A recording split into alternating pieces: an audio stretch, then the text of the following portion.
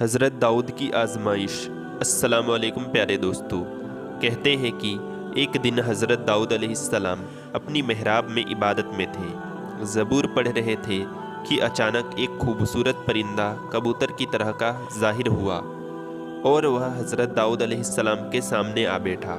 انہیں خیال ہوا کہ اس کبوتر کو پکڑ کر اگر میں اپنے چھوٹے بچے کو دے دوں تو بہت خوش ہوگا۔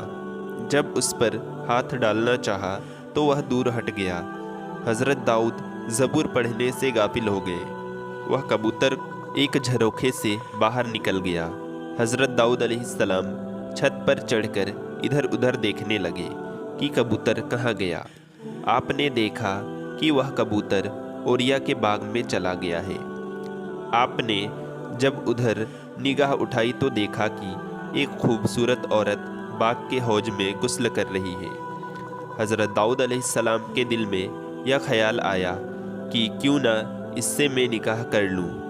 یہ عورت تو بہت ہی لائق اور سمجھدار معلوم ہوتی ہے، اسے تو شاہی محل میں رہنا چاہیے۔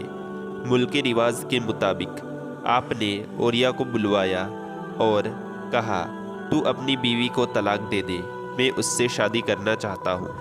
اس نے انکار کر دیا، لیکن کچھ عرصے کے بعد جب اوریا ایک لڑائی میں شہید ہوا تو حضرت داؤد علیہ السلام نے اس عورت کو اپنے نکاح میں لے لیا۔ کچھ عالموں نے لکھا ہے کہ وہ عورت اوریا کی بیوی نہ تھی بلکہ اس سے اس کی منگنی ہوئی تھی۔ بعد میں جب حضرت داؤد علیہ السلام کا اس کے لیے پیغام پہنچا تو اس کے گھر والوں نے اس نئے پیغام کو قبول کر لیا اور اوریا کی منگنی ٹوٹ گئی۔ خدا کو یہ بات پسند نہ آئی، لیکن اس سے زیادہ یہی بات صحیح معلوم ہوتی ہے۔ شادی کا پیغام شہید ہونے کے بعد دیا گیا اور نکاح عدت ختم ہونے کے بعد ہی ہوا۔ ایک دن حضرت داؤد اپنے عبادت خانے میں زبور پڑھ رہے تھے۔ کسی کی ہمت نہ تھی کہ اس وقت وہ ان کے پاس پہنچ سکے۔ باہر پہرے دار پہرا دے رہے تھے۔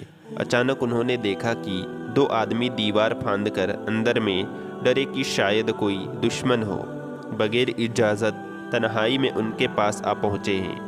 انہوں نے کہا، ڈریے نہیں، ہم دونوں کا جھگڑا ہے، آپ ہمارے بیچ حق کے ساتھ فیصلہ کر دیجئے، بے انصافی نہ کیجئے اور ہمیں سیدھا راستہ دکھا دیجئے۔ حضرت داؤد علیہ السلام نے کہا، تمہارا جھگڑا کیا ہے؟ ان میں سے ایک نے کہا، یہ میرا بھائی ہے، اس کے پاس 99 دمبیاں ہیں اور میرے پاس ایک دمبی ہے۔ اس نے مجھ سے کہا کہ یہ ایک بھی مجھے سونپ دے، اور بات چیت میں یہ مجھ پر حاوی ہو گیا۔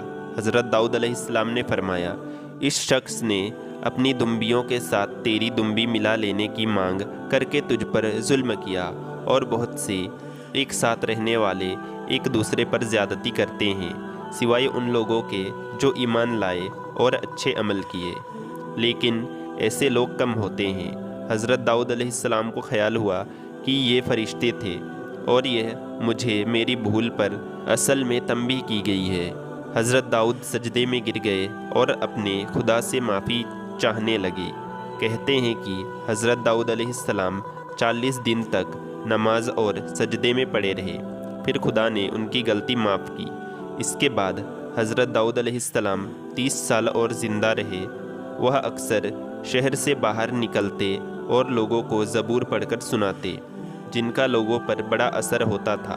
خدا نے حضرت داؤد علیہ السلام سے فرمایا تھا، اے داؤد، ہم نے تجھ کو زمین میں بادشاہ بنایا ہے، تو لوگوں کے بیچ حق کے ساتھ حکومت کر، اپنی خواہش پر نہ چل، نہیں تو وہ تجھے خدا کے راستے سے بھٹکا دے گی۔ جو لوگ اللہ کے راستے سے بھٹکتے ہیں ان کے لیے سخت عذاب ہے، اس لیے کہ وہ حساب کے دن کو بھول گئے۔ حضرت داؤد علیہ السلام نے اپنے بیٹے سلیمان علیہ السلام کو اپنا جانشین مقرر کیا اور اس کے بعد دنیا سے انتقال فرمایا۔ پیارے دوستو، اسی طرح کے سچے واقعے سننے کے لیے چینل کو سبسکرائب کریں۔